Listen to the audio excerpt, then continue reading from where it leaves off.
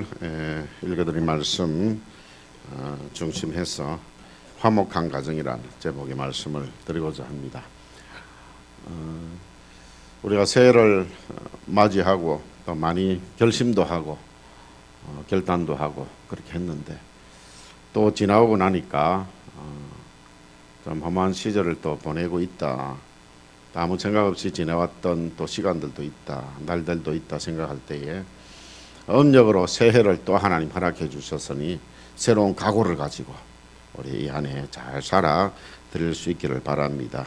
그런 가운데 특별히 우리의 가정이 화목해야 교회 생활도 잘 되고 가정이 화목해야 여러분들의 사업 직장 생업터도 잘 될 줄로 믿습니다. 그래서 가정 행복을 위해서 오늘 이 말씀을 한번 드리고자 합니다. 옛날에 우리 어르신들은 서로를 왼수라고 부르면서도 검은 머리가 팥뿌리가 되도록 행복하게 사시는 것을 보고 있습니다. 여러분들 가정에 문제 없는 가정이 어디 있겠습니까? 근데 다 그런 것 같아요.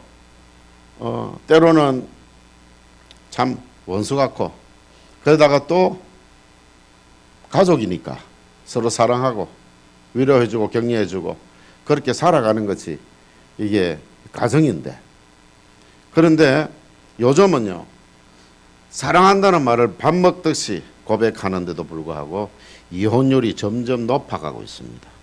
여러분들 이전에는요 왼수라는 말이 더 많았고 집안에서 아이고 이놈의 왼수 이렇게 하는데, 근데 지금은 사랑한다는 말을 얼마나 많이 하고 있습니까? 그럼에도 불구하고 이렇게 이혼율이 점점 높아지고 있다. 거기에다가 가장이 가출을 하기도 하고 자녀가 가출하고 주부들까지 가출하고 있으니 집은 있지만 가정은 없다는 말이 생겨나게 되어졌습니다. 하나님께서 주신 가정 화목을 사탄에게 빼앗겨서는 절대 안 될 것입니다. 오늘 말씀 마른 떡 한 조각만 있고도 화목하는 것이 제육이 집에 가득하고도 다투는 것보다 나으니라. 이 말씀처럼 화목한 가정을 이루기 위해 힘쓰는 저와 여러분 될 수 있기를 바랍니다. 내가 해야 돼요. 내가.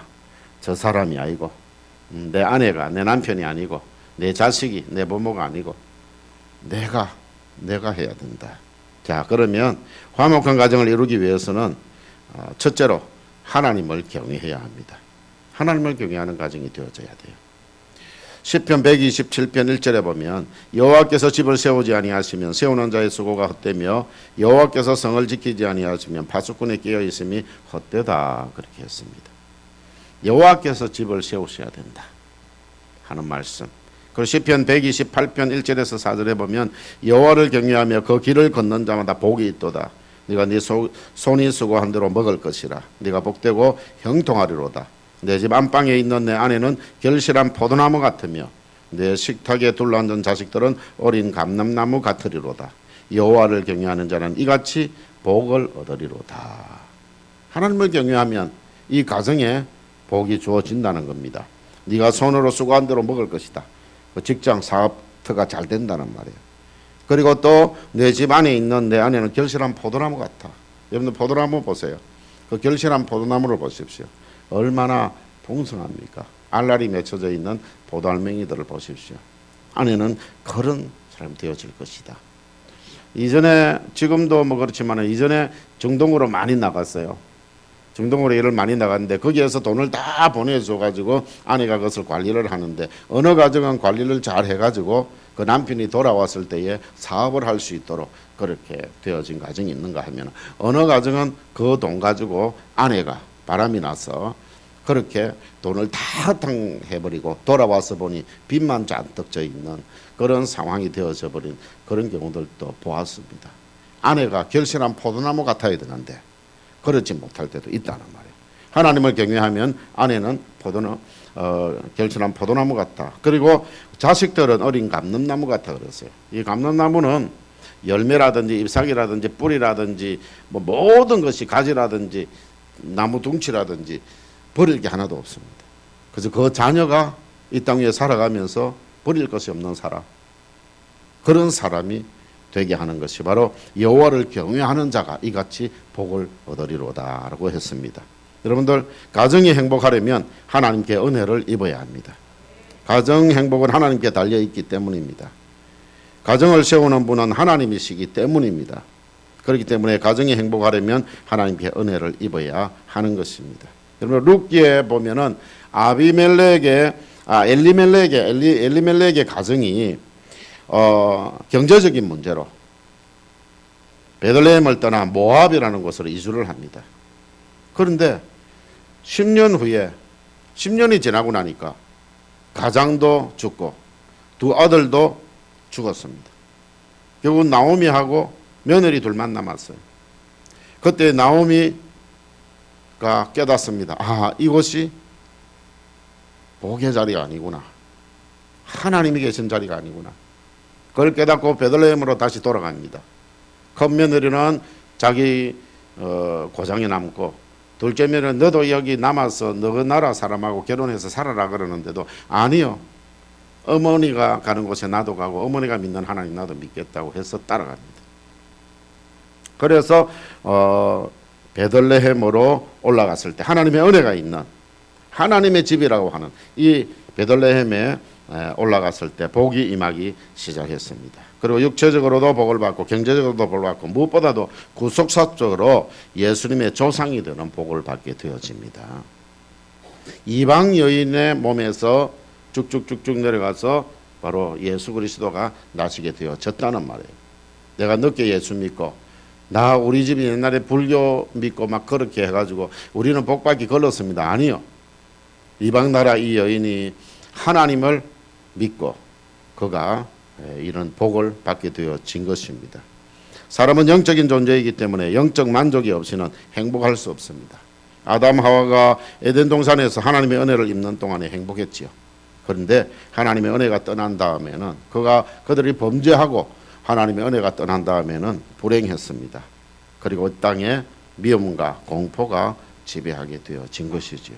사랑하는 성도 여러분, 하나님을 경외하면 이 모든 미움과 공포 다 사라질 것입니다.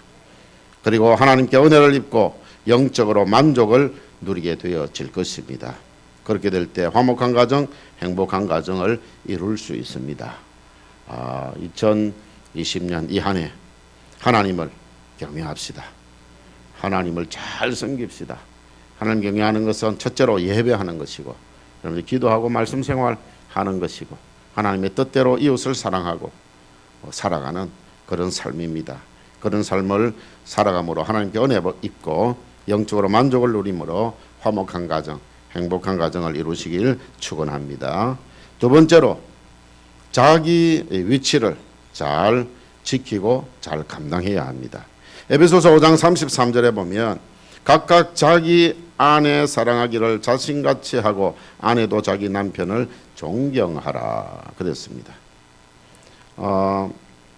남편은 아내 사랑하기를 자신을 아끼듯이 해라 그랬어요. 여러분들 자신을 아끼듯이 여러분들 자신에게 하듯이 그렇게 아내에게 하라는 말이에요. 그리고 아내도 자기 남편을 존경해라 그랬습니다. 6장 1절에서는 자녀들아 주 안에서 너희 부모에게 순종해라 그랬습니다. 순종입니다. 그리고 6장 4절에서는 아비들아 너희 자녀를 노엽게 하지 말고 주의 교양과 훈계로 양육하라 그렇게 말씀을 하고 있습니다. 여기 남편과 아내, 부모와 자녀가 해야 될 일들이 성경에 나타나 있습니다. 이 말씀은 근본적으로 그리스도와 교회의 관계를 설명하려는 의도로 한 것이지만 하나님이 새로운 질서를 따라서 그 서로의 위치를 존중하라는 의미가 여기 담겨져 있습니다. 자기 위치에 성실하지 않거나 다른 구성원 위치를 인정하지 않을 때 가정이 파괴될 수밖에 없습니다. 여러분들 집안이 안 되는 것, 자기 말 안 들어서 그렇고 집안이 안 되는 것, 다른 식구들 때문에 자신이 힘들고 그리고 다른 식구들이 믿음이 없어서 우리 가정이 이렇게 힘들다라고 생각하는 사람이 있다. 모든 것을 다른 사람에게 돌리는 경우가 있습니다. 그래서 그런 집안을요 우리 경상도 사투리로 이놈의 집구석이라고 합니다. 이놈의 집구석이 왜 이렇나? 그런데 그 이놈의 집구석이 되는 데 있어서는요 내가 원인자가 아니에요. 누가 원인자입니까? 내 남편, 내 아내 때문에. 저놈의 자식 때문에. 그렇게 생각을 하고 있어요. 여러분들, 우리 집안이 잘 되려면 자기가 자기 위치만 잘 지키면 돼요. 그러면 됩니다. 여러분들 심리적으로 힘든 것 자체만 따지면은요, 하갈 때문에 사라만 힘든 것이 아닙니다. 실제로 사라 때문에 하갈도 힘들었어요. 그리고 이스마엘 때문에 이삭만 힘든 것이 아니라 이삭 때문에 이스마엘도 힘들었습니다. 그리고 여러분들 에서 때문에 야곱만 힘든 것이 아니라 야곱 때문에 에서도 힘들었어요. 자기 때문에 다른 사람이 힘든 줄 알아야 됩니다. 그래서 나 자신을 잘 돌아봐야 돼요. 그래서 자기 위치를 잘 지키면 좋겠습니다. 자, 우리 집 같이 여성들만 있는 집에서는 힘이 제일 누가 셉니까? 제가 제일 세겠지요. 그러면 힘드는 일은 누가 해야 되겠습니까? 네, 맞습니다. 근데요, 저도 힘들다고 안 하려고 할 때가 있어요. 그래도 해야죠. 저도 많이 노력을 합니다만 때로는 그러지 못할 때도 있습니다. 자, 올 한 해 저도 다짐하겠습니다. 힘쓰는 일을 제가 하겠습니다. 남편들 같이 따라 합시다. 시작. 힘드는 일 제가 하겠습니다. 예, 우리 좀 하십시다. 그래서 제가 장가를 가고 나니까요, 우리 처가에 가가지고 밥을 먹는데 남자들은 전부 다 앉아가지고 아무것도 안 하고 밥만 앉아서 먹고 있고요. 전부 다를 여성들이 다 하더라고요. 그래서 제가 일어나가지고 상을 들고 들어갔어요. 야단 맞았습니다. 제가 남자가 상을 들고 부엌에 들어가느냐고 되게 그러더라고요. 우리 처남, 제가 제일 우리 집사람이 제일 막내거든요. 사촌들 다 따져도 막내입니다. 그러니까 뭐 사촌이고 다 모여 있는데 제가 그렇게 하니까요, 전부 다 눈청이 저 있는 데 다 오는 거예요. 나 때문에 문제가 생기는 거예요. 그래서 그 다음에 또 가서 또 그랬어요. 그래서 제가 아버님께 그 말씀 드렸습니다. 아버님, 딸을 저에게 주셨으면 딸의 건강은 제가 책임져야 되지 않겠습니까? 힘든 일은 제가 해야죠. 저는 합니다. 저 하겠습니다. 그게 장인어른 그 아버님의 딸을 내가 건강해야 내가 또 도움을 받고 하는 것이지. 그래서 저는 힘든 일은 제가 하겠습니다.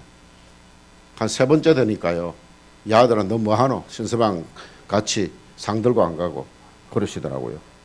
그래가지고 바뀌어져 버렸어요. 그 또 힘이 드는가?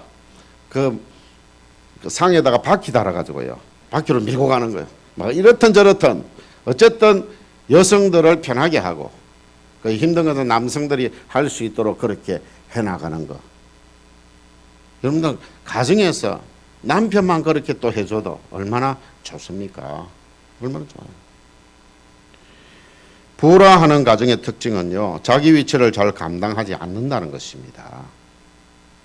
남자는 가장으로서, 남편으로서, 아버지로서 책임을 다해야 되고, 여자는 아내로서, 어머니로서 책임을 다해야 하고, 자녀는 자녀로서의 책임을 다하면 됩니다.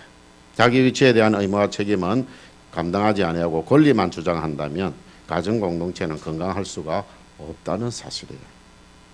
불화하는 가정은 자기 위치 잘 감당하지 않고 다른 구성원의 잘못만 지적하고 고쳐주려고 합니다. 그런데 자기 자신은 절대 안 고치죠.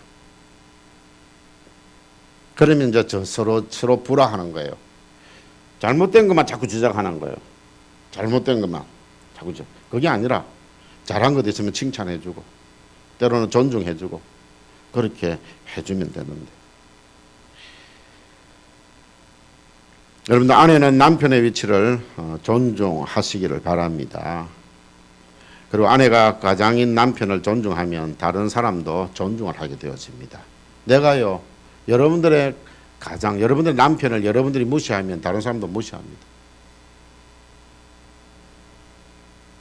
여러분들이 남편을 무시하면요, 자녀도 아버지를 무시합니다. 그래서 여러분들 존중하시기를 바랍니다. 남편도 물론 아내의 위치를 존중해야 합니다. 아내의 하는 일에 대해서 자존심이 상할 정도로 간섭해서도 안 되고요. 자녀는 부모를 존중할 수 있기를 바랍니다. 부모가 허물을 보일 때 함처럼 누설하기보다는 샘과 야벳처럼 존중해 줘야 합니다. 그럴 때 그 가정이 올바른 가정이 되어지는 것이고 자신이 복을 받게 되어집니다. 부모는 자녀의 허물에 대해서도 감싸주면서 주의 교양과 훈계로 양육해야 합니다. 여러분들 허물을 찾으려 하면 너무너무 많아요. 그런데 자녀의 허물을 부모가 찾아보세요. 부모의 눈으로 자녀의 허물을 찾으면 전부 허물이죠. 그런데 이 자녀들은요, 그 길을 가보지 않았어요. 그래서 이 길도 가보고 싶고 저 길도 가보고 싶어요. 경험을 해서 잘못된 것은 이게 잘못된구나. 내가 이 길을 가야 되겠다. 그런 게 필요합니다. 진짜 착한 자는요, 이 길 안 가보고 이 길로만 가라 하는데 그대로 순종을 합니다.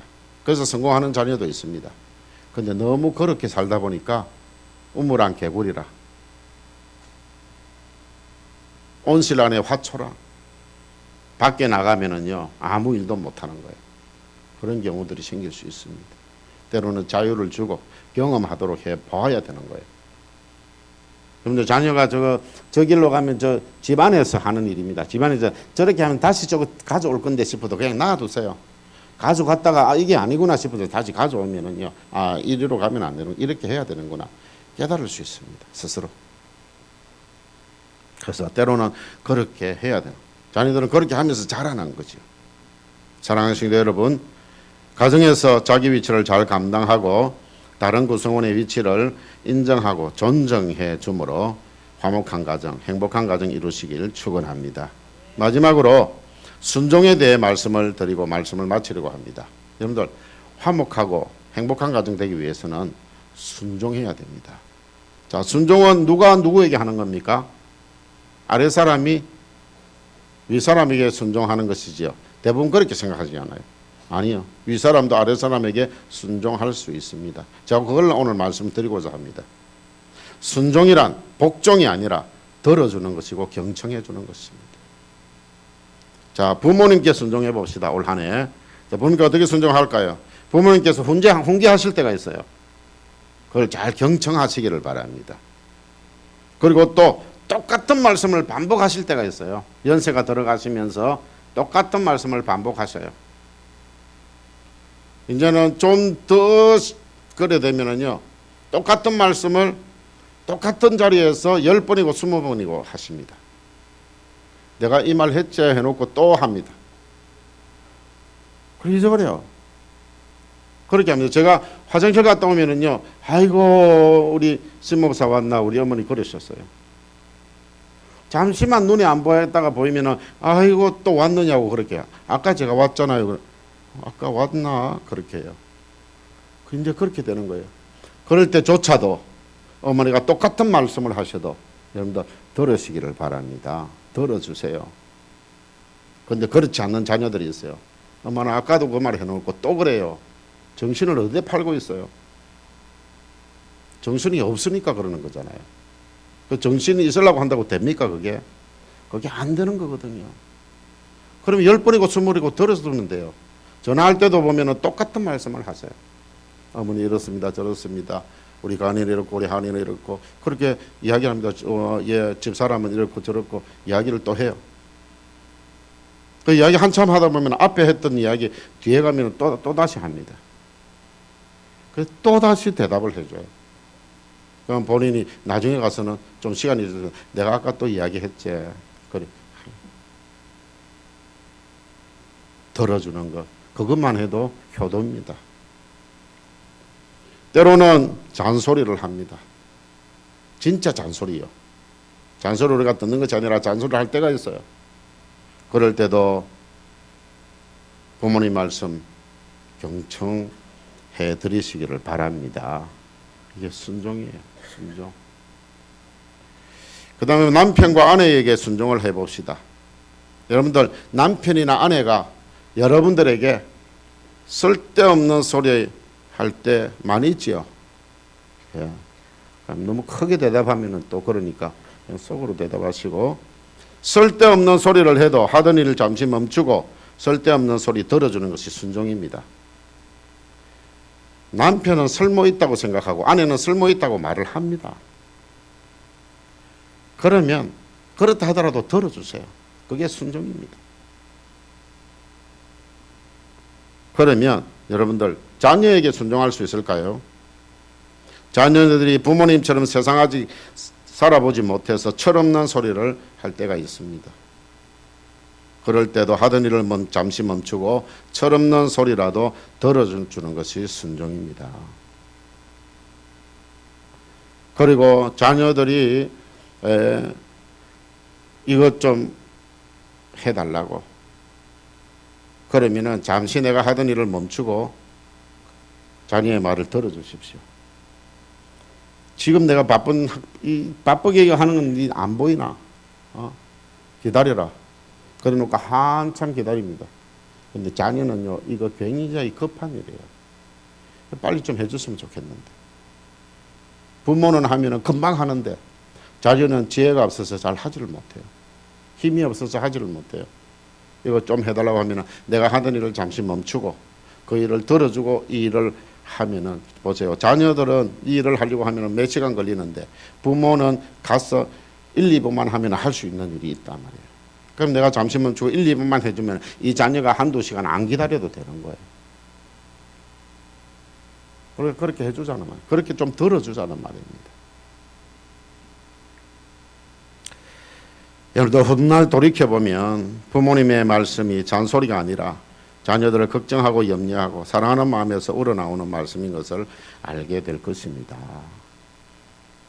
이제 저희 부모님 다 천국 가셨으니까요. 저희 어릴 때부터 생각이 잘 날 때가 많이 날 때가 있어요. 어릴 때 우리 어머니 아버지 저에게 하셨던 말씀들. 그때는 잔소리라고 듣고 내가 알아서 할 건데 왜 그랬느냐 싶은데 그 말씀도 지금 그리워지는 거예요. 그 말씀이 다 옳은 말씀이었는데 내가 어려서 참 잘 몰랐구나. 그런 생각이 자꾸 들 때가 많습니다. 자꾸 들 때가 많아요. 지금 그런 부모님이라도 살아계시면 좋을 건데 라는 생각이 듭니다.